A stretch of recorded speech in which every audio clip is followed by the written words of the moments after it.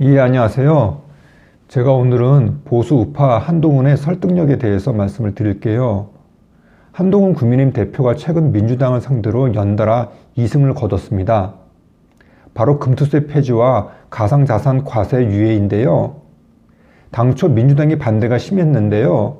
하지만 민주당도 백기를 들었습니다. 여러분들은 이렇게 민주당으로 하여금 백기를 들게 한 한동훈의 힘은 무엇이라고 생각하시나요? 그냥 인기가 좋아서 그랬을까요?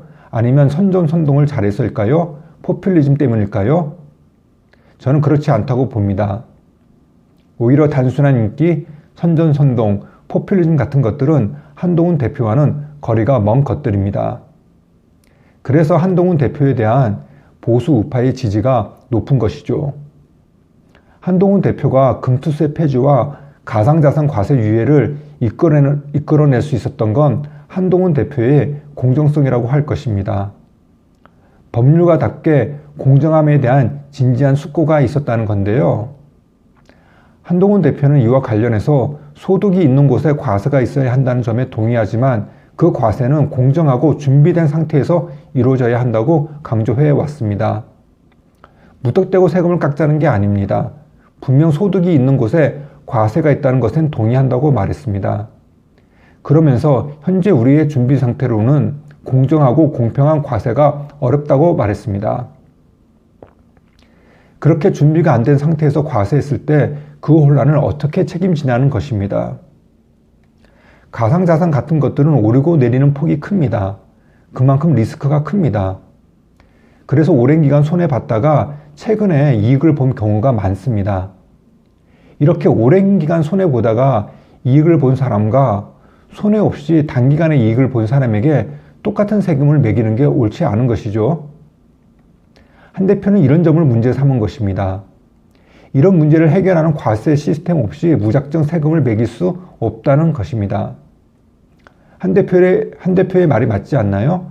한 대표의 말이 맞기에 설득력이 있고 그래서 민주당도 이를 받아들일 수밖에 없는 것입니다. 저는 한 대표의 이런 설득력이 앞으로도 계속 힘을 발휘할 것이라고 봅니다. 특히 부동산 세금과 상속세 등과 관련해서요.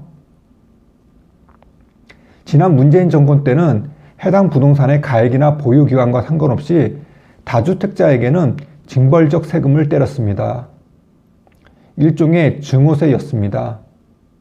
자신이 가지고 있는 아파트들을 모두 합쳐도 강남 아파트 한 채도 살 수 없는 다주택자들이 세금 폭탄을 맞았습니다. 집을 보유한 기간이 10년을 넘어도 다주택자면 2년 보유한 사람과 똑같이 양도세를 내야 했습니다.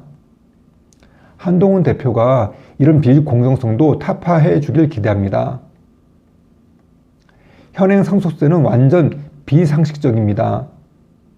무려 25년 전에 만들어진 공제 한도가 그대로입니다. 25년 전에 강남 아파트 세 채를 물려줘도 상속세가 없었지만 지금은 한 채만 물려줘도 상속세를 내야 합니다. 25년 동안 물가가 얼마나 올랐는데 상속세 공제 한도를 그대로 가지고 간다는 건 말이 안 됩니다.